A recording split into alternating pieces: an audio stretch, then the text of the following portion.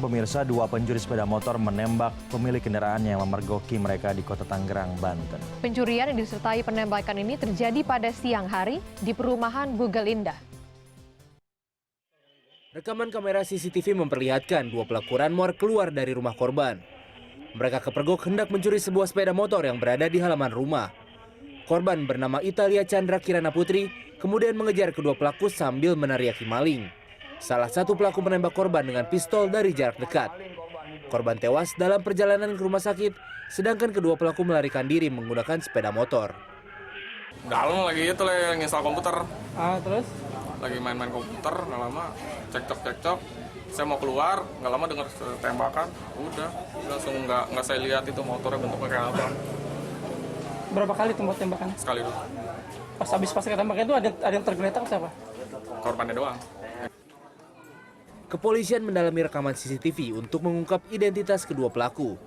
Pihak kepolisian juga membentuk tim khusus untuk mengejar kedua pelaku. Sementara itu dari kasus perampokan di Jakarta Barat, tim penyidik Polres Jakarta Barat telah mengantongi identitas pelaku yang menembak mati korban di pompa bensin Daan Mogot, Jakarta Barat, Kamis lalu. Menurut Kombes Polisi Argo Yuwono, Kabid Humas Polda Metro Jaya, penyidik sudah menganalisa peristiwa tersebut dari lokasi kejadian hingga pemeriksaan saksi. Polisi juga sudah mempelajari berbagai kasus perampokan dan akan memilah dari kelompok mana para pelaku tersebut. Penyidik ya, ini sudah menganalisa mulai dari TKP, kita melihat di sana, dan kita mencari informasi. Kemudian kita akan mengumpulkan semua kegiatan pencurian atau kegiatan kekerasan yang berkaitan dengan nasabah. Kita sudah mendapatkan beberapa kasus ya ada 10 lebih lah kita pelajari di situ. Nah, kemudian kita akan memilah-milah ini kelompok mana yang melakukan di situ. Saat ini tim penyidik Polres Jakarta Barat sedang melakukan pengejaran terhadap para pelaku perampokan. Ya, maraknya angka kriminalitas menjelang Lebaran tidak lepas dari tingginya kebutuhan masyarakat menyambut Hari Raya. Ya, sementara ketimpangan sosial ditambah dengan tingginya jumlah pengangguran juga menjadi pemicu kejahatan. Kasus perampokan disertai kekerasan yang menimpa Davidson Tantono di sebuah SPBU kawasan Daan Mogot, Jakarta Barat, dan kasus penembakan yang menimpa Italia Chandra di kawasan Karawaci, Tangerang terjadi dalam kurun waktu yang berdekatan. Para pelaku nekat menghabisi nyawa korban agar bisa membawa pulang harta benda incaran.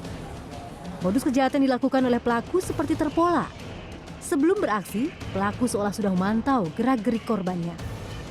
Jika kasus kejahatan di Daan Mogot, pelaku mengincar korban yang membawa uang tunai usai bertransaksi di bank, berbeda halnya dengan kasus kejahatan yang terjadi di Karawaci. Pelaku mengincar sepeda motor korban di halaman rumah. Kepolisian mencatat, menjelang Hari Raya, tingkat kejahatan cenderung meningkat.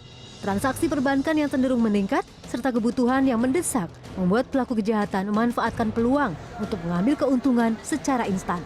Termasuk faktor tingginya kebutuhan jelang Lebaran.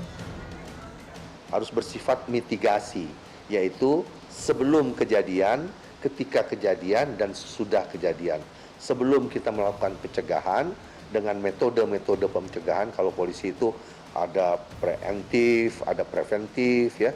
Kemudian ada kita bicara tentang ketika sudah terjadi, yaitu penindakan, lalu pembinaan. Nah, untuk itu menurut hemat saya, itu bukan hanya tugas polisi, tapi tugas masyarakat, tugas juga dari para pemuka agama, pemuka politik, jadi tokoh politik, tokoh wanita, dan sebagainya. Masyarakat diminta lebih waspada mengingat maraknya aksi kejahatan yang seringkali terjadi setiap jelang Lebaran. Persempit peluang kejahatan dengan meminta pengamanan petugas saat bertransaksi di bank atau tindakan lain yang mengundang perhatian pelaku kejahatan. Ya, baik pemirsa, untuk mengetahui perkembangan kasus perampokan yang terjadi di Karawaci, Tangerang, kami sekarang sudah terhubung melalui sambungan telepon dengan Kapolres Metro Tangerang Kota, Kombes Polisi Hari Kurniawan. Good morning, selamat pagi Pak Hari. Ya, selamat pagi Mbak Daniar, selamat pagi Mas Prabu. Ya, terima kasih Pak Hari sudah bergabung di Good Morning. Bapak, soal kasus ini tentu membuat masyarakat sangat khawatir dan juga waspada ya. Tapi bagaimana dengan pengejaran pelaku yang sampai sejauh ini juga kami mendapatkan informasi belum tertangkap oleh pihak kepolisian?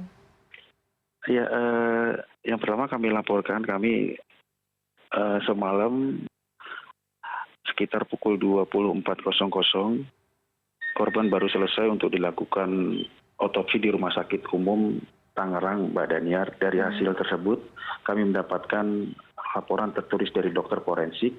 Di antaranya adalah salah satunya bukti proyektil yang bersarang di tubuh korban. Hari ini akan kita kirim ke laboratorium forensik kami.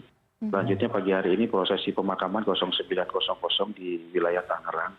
Dan beberapa tim selain di TKP di rumah korban, kami membagi beberapa tim di lapangan untuk mencari saksi-saksi dan petunjuk-petunjuk lain, termasuk juga adanya rekaman CCTV yang ada di tetangga korban, Mbak Daniar.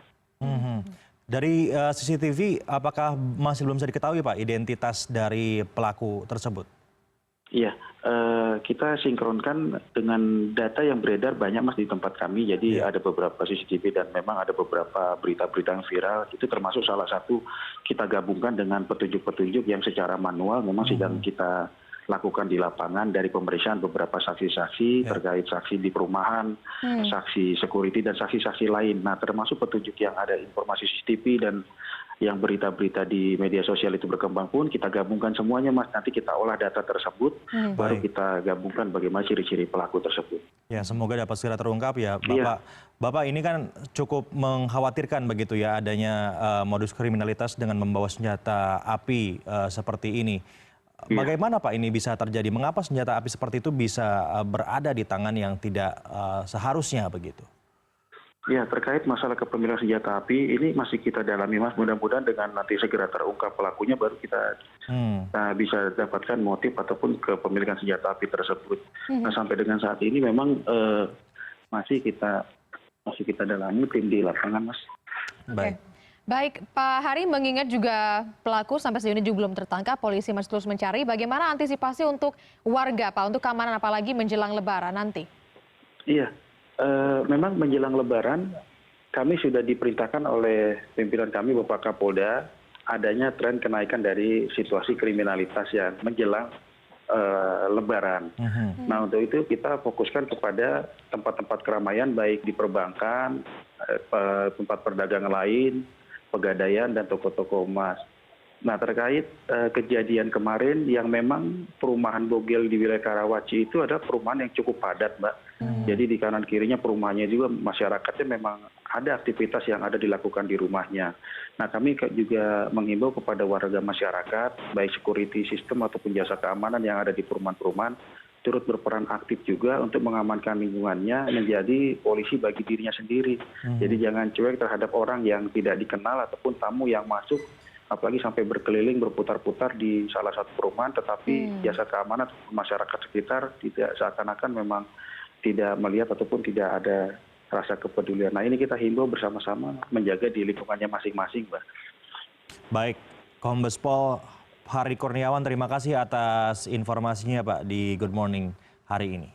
Tentu hal itu yang harus kita waspadai bersama ya, bukan cuma di perumahan Bogel yang sampai saat ini juga menjadi lokasi kejadian, tapi untuk Anda, apalagi untuk Anda yang mau mudik nih, rumahnya coba cek dulu apalagi untuk kunci, jangan sampai ada yang belum terkunci, apalagi juga beberapa kompor misalkan, jadi bukan cuma kejahatan saja yang nampaknya mengintai Anda jika meninggalkan rumah dalam keadaan kosong. Selain itu juga kita semuanya ya jangan melakukan aktivitas yang mencolok di depan publik. Betul. Misalnya seperti membuka dompet, membuka amplop, membuka tas, atau memegang handphone ya terlalu lama di tempat-tempat umum begitu, karena itu yang akan memicu nanti modus kriminalitas itu ya, karena terjadi bisa kapan saja dan kita tidak pernah tahu. Jadi antisipasi lebih kepada sekarang diri sendiri nih untuk bisa hati-hati ya. Betul. Bahwa kejahatan itu ada di sekitar kita.